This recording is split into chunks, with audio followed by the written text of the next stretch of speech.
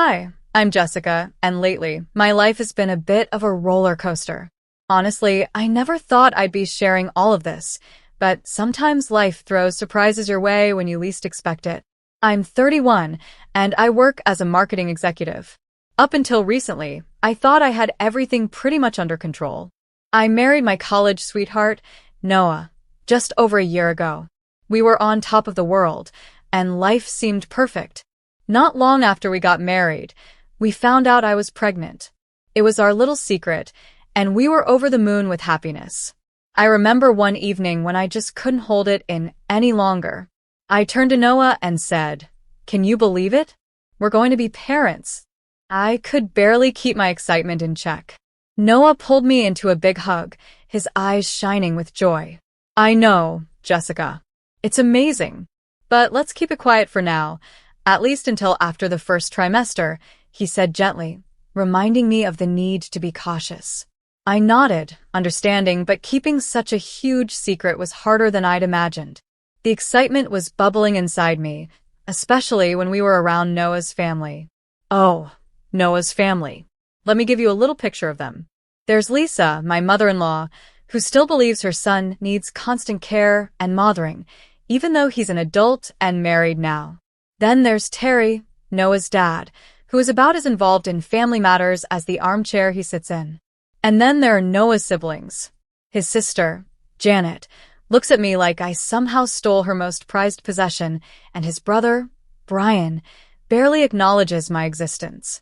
Let's just say family gatherings are always an interesting experience.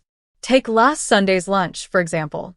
We were all sitting down to eat when Lisa looked over at Noah and said, "Noah, honey, your shirt is wrinkled. Jessica, don't you know how to use an iron?" Her tone was sharp enough to cut through glass. I felt irritation rise in me, but I managed to keep my cool. "I'll make sure to double-check next time, Lisa," I replied, forcing a smile, even though my patience was running thin. Then Janet, always eager to jump in, added her 2 cents, smirking as she said, "Oh, Jessica, don't stress. Not everyone is cut out for homemaking." I could feel my blood pressure rise, but I refused to give her the satisfaction of reacting.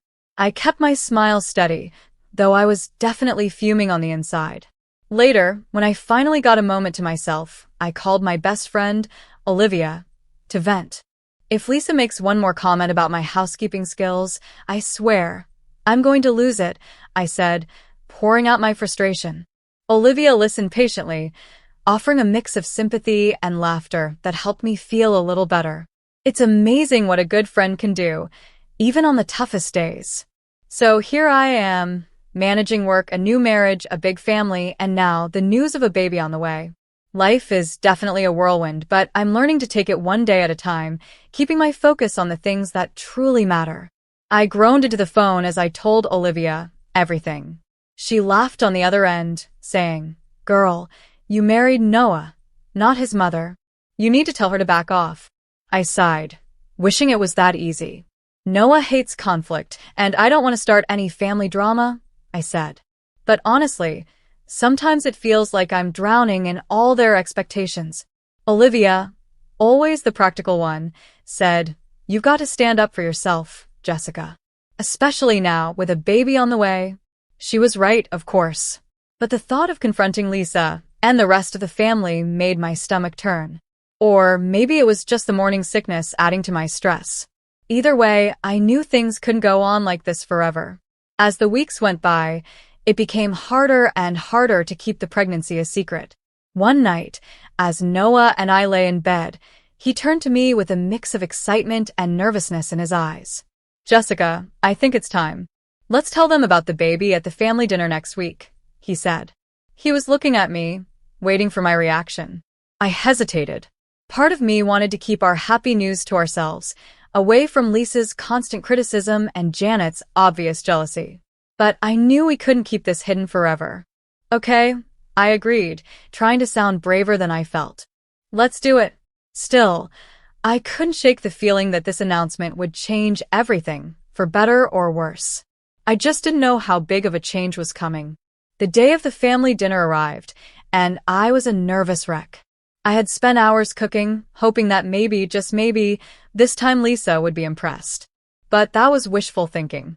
As soon as we sat down, Lisa commented, "Jessica, dear, the roast is a bit dry. Did you forget to baste it?" Her voice was syrupy sweet, but I could hear the criticism behind it. Forcing a smile, I replied, "I'll remember that for next time." But she wasn't done. "And that dress, is it new? It seems a bit tight, don't you think?" Her eyes lingered on my waist, clearly noticing the subtle changes in my body. I was about to respond when Noah cleared his throat. "Actually, Mom, we have some news," he said. This was it. I took a deep breath, giving him a small nod. "Jessica and I are having a baby," he announced, smiling.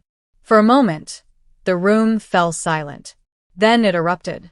"Oh, sweetie, that's wonderful," said Terry, Noah's dad, with a rare smile. Brian, Noah's brother, muttered a half-hearted congrats. Janet's face twisted with what I could only describe as jealousy. But it was Lisa's reaction that truly shocked me. "Are you sure, Noah?" she asked, her tone skeptical. "How do you know she's not lying?" I couldn't believe what I was hearing. "Excuse me?" I said, my voice barely a whisper. Lisa continued, narrowing her eyes at me. "It just seems like convenient timing, doesn't it? Just as Noah's career is taking off." Noah looked genuinely confused. "What are you talking about, Mom?" he asked. Janet, always quick to add fuel to the fire, chimed in. "Remember, Jessica used to be so strict about birth control. Funny how things change, huh?" I felt my heart drop. This announcement was supposed to be a joyful moment for our family, a chance for everyone to share in our happiness. Instead, it had turned into a moment of judgment and suspicion. In that moment, I realized just how complicated this family really was and how challenging it would be to bring a child into this world surrounded by such distrust. I couldn't believe what I was hearing.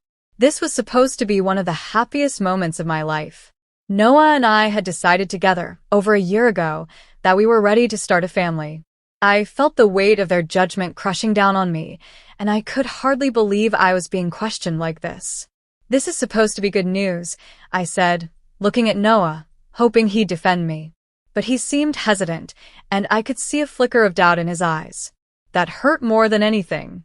Then Lisa, his mom, stood up, her chair scraping loudly against the floor. "If you're really pregnant, prove it," she said coldly. "Prove it," I echoed, my voice trembling with anger and disbelief. "What do you want me to do? Take a test right here in front of everyone?" Lisa rolled her eyes. "Don't be so dramatic, Jessica. A proper blood test will do," she snapped. I turned to Noah, hoping he'd step in and stop this madness, but he looked conflicted, glancing between his mother and me. Then, to my shock, he said softly, maybe it's not a bad idea, Jessica. Just to put everyone's minds at ease." My heart felt like it had shattered into pieces. How could he even consider this? How could he question me like this? I took a deep breath, my world spinning. "This is insane. I'm leaving," I said, turning to go. But Lisa moved in front of me, blocking my way. "Not so fast. If you walk out that door, we'll all know you're lying," she sneered. "Get out of my way, Lisa," I said firmly, trying to push past her. But then everything happened so fast, and yet it felt like slow motion. Lisa suddenly shoved me, her hands pushing me backward. I stumbled, trying desperately to regain my balance. I saw Brian, Noah's brother, reaching out, trying to catch me, but it was too late. I fell backward, tumbling down the stairs. Everything went black. When I finally came to, I was lying on a stretcher in an ambulance, tears streaming down my face as the memories replayed in my mind. Lisa's harsh face, Janet's smug look, Noah's silence, and Brian's desperate attempt to grab my arm. My mind was spinning with one terrifying question. Would my baby be okay? The ambulance sped to the hospital, and soon, I was surrounded by doctors and nurses. Their voices were a blur as they moved around me, checking my vitals and asking questions. All I could focus on was my overwhelming fear for my baby. I blinked awake later to the steady beep of monitors. A doctor was standing beside my bed, smiling gently. Mrs. Thompson, you're awake. Good news, the baby is safe. You're both going to be okay, he said softly. A wave of relief washed over me, but it was quickly replaced by anger and hurt. How could this have happened? How could Noah's family doubt me? And worse, how could Noah himself have doubted me? I knew that things could never go back to the way they were. As I lay there, recovering, one thought filled my mind. I had to protect my baby, no matter what. And I wasn't sure if I could ever truly trust Noah or his family again. I remembered why I was there, lying in the hospital bed. Noah stood nearby, looking pale and unsure. Jessica, I'm so sorry. I don't know what happened, he began, but I cut him off, feeling anger rising inside me. What happened? I said, my voice shaking. Your mother pushed me down the stairs. That's what happened. Noah flinched, looking uncomfortable. Mom says it was an accident, he murmured. She was just trying to stop you from leaving. Before I could reply, Olivia burst into the room, full of energy and worry. Jessica. Oh my God, are you okay? She asked, rushing to my side. Then she turned to Noah, her eyes fierce. And you? How could you let this happen? Noah stammered, trying to explain, but Olivia wasn't having it. Save it, she snapped, cutting him off, then turned back to me, her voice soft. I'm here now, Jessica. Whatever you need. When Noah finally left the room to take a break, I filled Olivia in on everything that had happened. Her expression grew angrier with each word I said. We're not letting them get away with this, she said firmly. Just then, we heard familiar voices out in the hallway. It was Lisa and Janet, talking just loud enough to catch bits of their conversation. We just need to convince Noah it was an accident, Lisa was saying. Jessica has always been clumsy anyway. She's probably faking this pregnancy. Olivia's eyes widened. Without a word, she pulled out her phone and began recording the conversation as their voices faded down the hall. I felt something harden inside me. I was done being pushed around. Olivia, I whispered, I need your help. We're going to fight back. Over the next few hours, we made a plan. Olivia managed to talk a nurse into giving us copies of my medical records, which clearly showed proof of my pregnancy and my injuries from the fall, evidence of what had really happened. We should get statements from the hospital staff, too, Olivia suggested. They can confirm the condition you were in when you arrived. I nodded but hesitated. What about Noah? I asked. He's been texting me, but it's clear he believes his mom's story. Forward me the messages, Olivia said, her voice strong and determined. It's all evidence, Jessica. She got to work, gathering everything we needed. Then I made a call I never thought I'd have to make. Hello, is this the office of Diane Morgan? I need to speak with her about a domestic abuse case. A little while later, Olivia returned, looking pleased. Got it all, the medical records, staff statements, and that lovely recording of Lisa and Janet plotting, she said. I took a deep breath and looked at her. Olivia, I've made a decision. I'm leaving Noah. She looked at me gently. Are you sure? Yes. I have to for my baby's safety and for my own peace. Just then, Noah walked back into the room, looking nervous. Jessica, can we talk? Mom wants to come and apologize, he said, sounding hesitant. No, Noah, we can't talk, I replied firmly. And no, she can't come. I'm done. Noah looked shocked. What do you mean? I mean I'm leaving, I said, feeling a wave of calm wash over me. I can't be part of this family anymore, Noah, I said, trying to keep my voice steady. It's not safe for me or our child. Noah's face was a mix of confusion and pain. But Jessica, we can work this out. Maybe it was all just a misunderstanding. Olivia, standing beside me with a firm expression, interrupted him. She said she's done, Noah. You need to respect that, she said, her tone unwavering. Noah looked stunned as he slowly left the room, the door closing softly behind him. I felt a mixture of sadness and relief wash over me. Leaving wouldn't be easy, and I knew the road ahead would be tough. But for the first time in days, I felt a small spark of hope. Turning to Olivia, I whispered, "What now?" She gave me a determined smile. "Now we get you somewhere safe, and then we make sure they face the consequences." Months passed, and I was now 6 months pregnant, living with Olivia in her cozy apartment. My baby bump was obvious, a constant reminder of why I was fighting so hard to stay strong and keep moving forward. One morning, as I was waddling around the apartment, Olivia handed me a glass of water. "Ready for court today?" she asked. I nodded, feeling both nervous and determined. As ready as I'll ever be. The courtroom was crowded, and I could see Noah and his family seated on the opposite side. Lisa looked smug, but I knew that expression wouldn't last long. Our lawyer, Diane, was fierce and prepared, ready to present the evidence we'd gathered. Diane began to go over everything carefully.